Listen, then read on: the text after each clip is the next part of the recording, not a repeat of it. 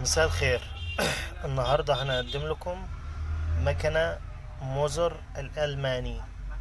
مكنة موزر الألماني المشهورة بقوتها وإمكانياتها العالية وأدائها المميز، وزي ما انتوا عارفين إن هي ذو كفاءة عالية جدا جدا، وطبعا غنية عن التعريف لأنها من أشهر المكن اللي موجود في الأسواق.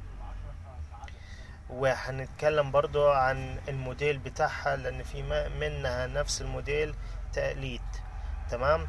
فهنتكلم عن الموديلات التقليد والموديل اللي في ايدينا الاصلي.